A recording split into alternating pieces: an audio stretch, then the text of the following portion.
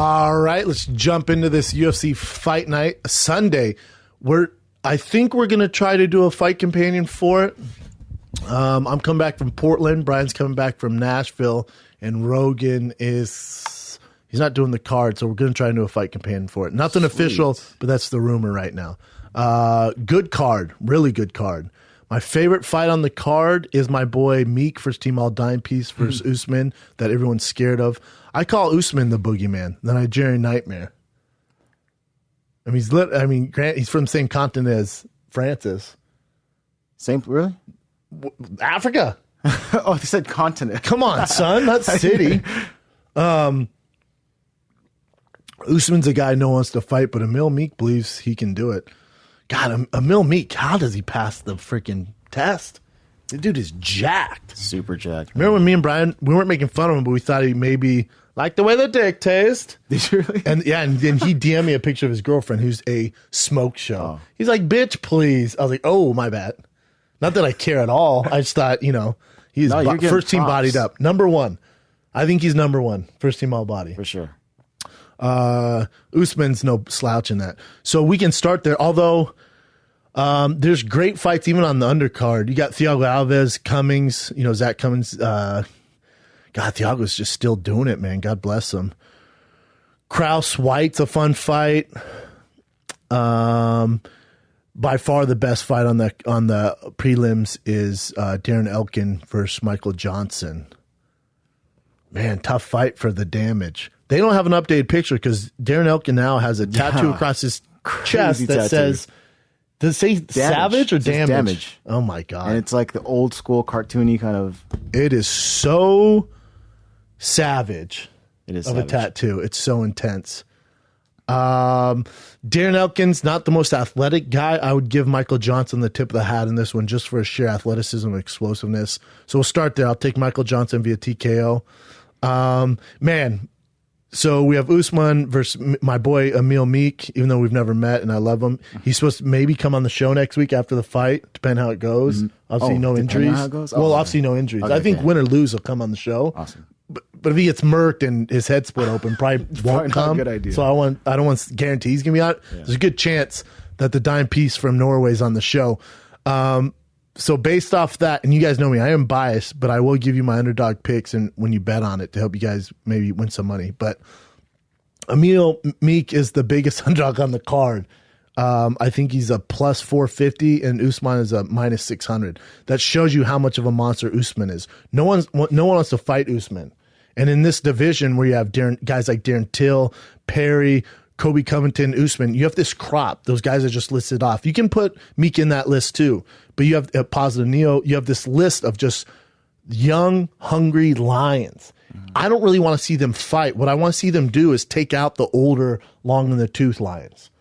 I don't want to see Usman versus Darren Till. I don't want to see Usman versus Kobe Covington. I don't want to see any of that.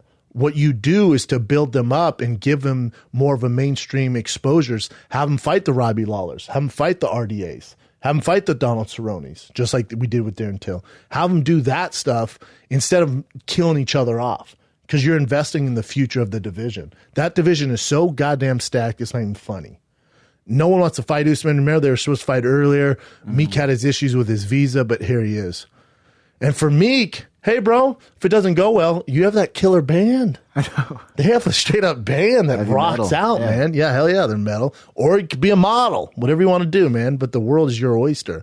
This is a tough fight for Meek. Very, very tough fight. If you know anything about Usman, he's a complete fucking nightmare. No one wants to fight him. He's the boogeyman of the 170-pound division. So my heart is with Meek. My brain is with Usman. I'll give you guys that. Then you got Paige Van Zandt, who hasn't fought in quite some time, versus Jessica Rose Clark. I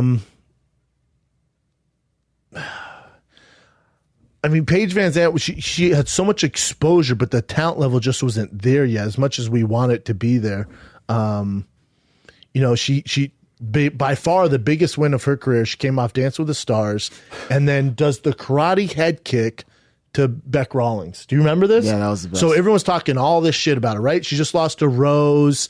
Rose ended up choking her out. Rose beat the fucking brakes off of her for basically 5 rounds, ends up choking her out. So then she goes Dancing with the Stars off a loss. And everyone's just talking mad shit like, oh, she's never going to fight again. Why would they market her, blah, blah, blah. Then you give her Beck Rawlings, who's no punk, and she does the Karate Kid head kick and knocks her out. Because you had all these new viewers. It's such a big moment for her. I was proud of her. And then you give her Michelle Watterson. She's just not at that level yet. Michelle ate her ass up. And that was a big one on Fox. So was her head kick of Beck Rawlings. That was also a big one on Fox. So she's obviously one of the faces of the division, and she should win this fight. Just from her sheer hustle. This other girl, she won her last fights, or lost her last fights by split decision. I know she's gotten a bunch of decisions. Am I right on that, Chin? I think she won her last 2, yeah. So split decision, Beck Rawlings, not to hang your hat on. Beck Rawlings is a beast. And then split decision to Karina Dam. So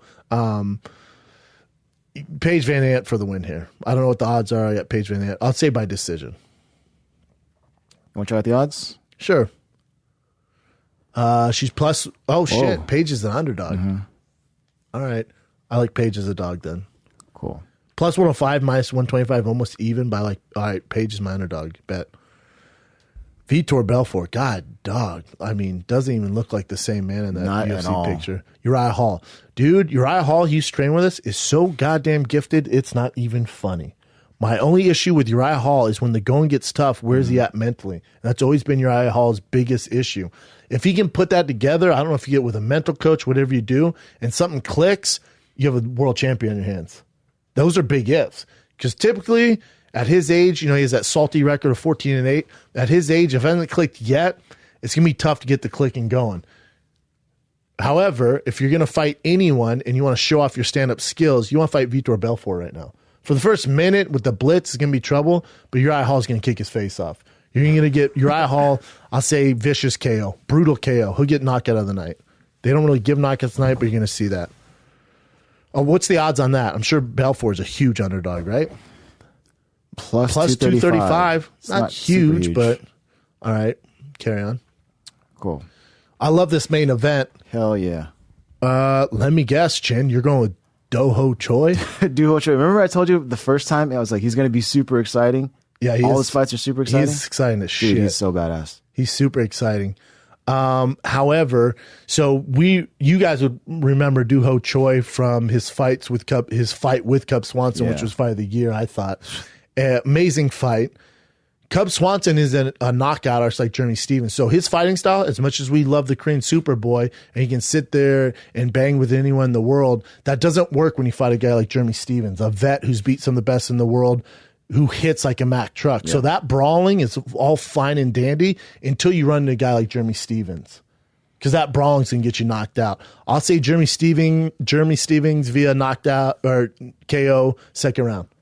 He beat your boy Choi by knockout. Oh, damn. Knocked him clean out. Huh. And your boy Dooho Choi fades off into the ether.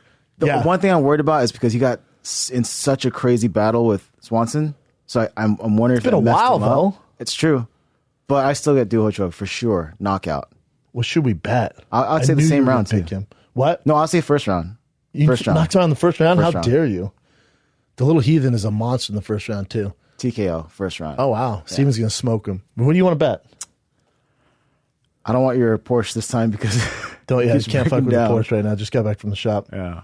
Loser has to pick up Voodoo Donuts. It's in Studio I wanted City. to try it, so perfect. Oh, thank God. I'm definitely winning that, and I don't want to drive out there. All right. I got Jeremy Stevens via KO, TKO, second round.